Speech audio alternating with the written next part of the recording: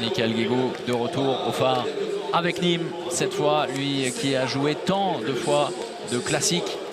On s'attend à un match plaisant, à un match très engagé, un match sans calcul avec deux tactiques bien identifiées. Réaction attendue pour la team Chambé à la maison, au phare, après 2 défaites en 3 journées. En clôture de la 4e journée de Lidl Star League, les Savoyards retrouvent l'USAM battu et raflé, esquinté la semaine dernière par Créteil après la victoire glorieuse face à Montpellier, malheureux vaincu. Je vous parlais de changement attaque-défense pour Chambéry. Eh bien, c'est Barbascas qui va s'occuper des affaires défensives en lieu et place de Costoya en ce début de partie. Avec le jeu auprès, des vrais temps forts et un tir à côté. Le premier tenté par Mike Brassler. Grandi avec Niateux, la feinte.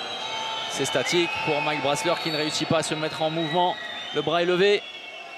Aux Chambériens de bien défendre, au Nîmois de trouver une solution. Pourquoi pas avec O'Brien Niateux. Oui, mais ça a du sens. Ça a du sens. Le but est accordé. Non, non, le but n'est pas entré. Le but n'est pas entré. On va le revoir avec Xavier Demuter. Non. Oui, avec cet angle de caméra, c'est très difficile. Et sincèrement, l'intégralité du ballon semble n'avoir jamais franchi la ligne de but. Niateux, la passe lumineuse pour Nicolas Nieto. Remarquable ce service. Oh, attention, il avait reçu un carton rouge. Ce sera but et carton rouge. Yann Gentil qui, pour la 2e fois en l'espace de quelques jours, va rejoindre les tribunes. Disqualifié lors de sa dernière apparition sur nos antennes. Il va à nouveau recevoir logiquement un carton rouge de la part de messieurs Bounouara et Samy. Quel réflexe de Sanad de lâcher le ballon et de marquer. Il y a bien contact, rien à dire. Le carton rouge est déjà sorti. Rien à dire. Il est allé immédiatement au chevet de l'Égyptien. Intervention maladroite, geste très classe de Rémi Desbonnets qui est allé taper dans la main de Yann, qui une nouvelle fois va vivre une soirée au purgatoire. Il y retourne, Faustin avec la feinte de croisée pour Traoré et derrière ça passe. Grégoras qui a d'abord sans doute voulu en mettre une bonne et puis il s'est ravisé, bien lui en a pris. Attention, ce sera pour Luc Toby qui va prendre à gauche, à droite. C'est finalement avec Elohim Prandi, la gamelle comme au baby-foot, le ballon qui traverse le but pour finalement mieux en ressortir. Ah oui. Le prochain qui marque, ça vaudra 2 buts.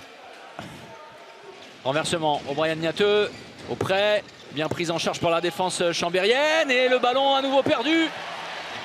Avec cette passe trop longue, c'est finalement Milic qui va redonner l'avantage dans la confusion une nouvelle fois aux Savoyards à 1 minute du terme de la première période.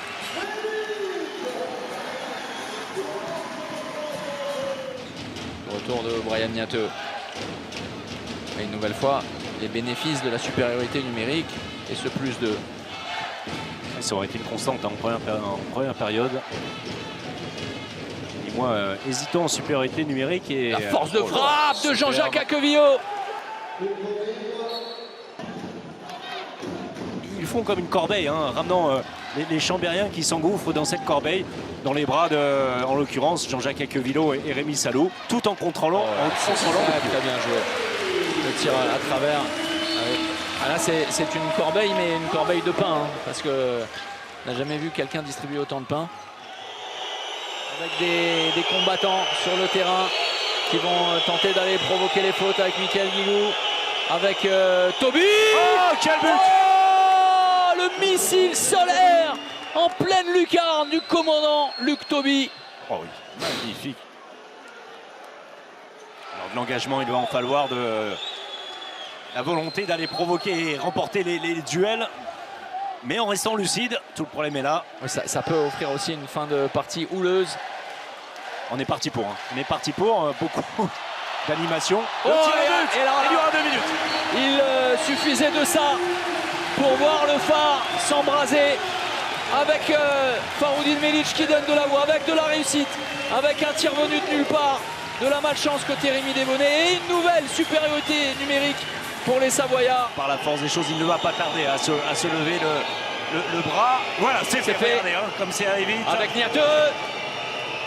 Et derrière, oh, l'arrêt de Julien Meyer. Il va rester une ultime opportunité. Et on en reste là. L'égalité, 28 partout entre Chambéry et Nîmes au terme d'un match parfois décousu, parfois enthousiasmant. Nîmes aura sans doute énormément de regrets dans son incapacité d'avoir su tuer le match. Chambéry peut s'estimer heureux après ce point arraché. Complètement, le résultat est pas ce qu'on voulait quand même, hein, parce que match nul, avec le match qu'on fait, on aurait bien voulu avoir une victoire, mais par rapport au dernier match contre Créteil où on en prend 6, il y a quand même une satisfaction et une progression. On a, je peux dire, mauvais commencé, spécialement le premier mi-temps, et après aussi on a tombé un petit peu. Mais bon, allez, on peut être content au final parce qu'ils ont été +2, +3 tout le temps. Je vais féliciter notre équipe et bien sûr à Nîmes pour cette derby qui expliquait pourquoi on est en haut sur le classement.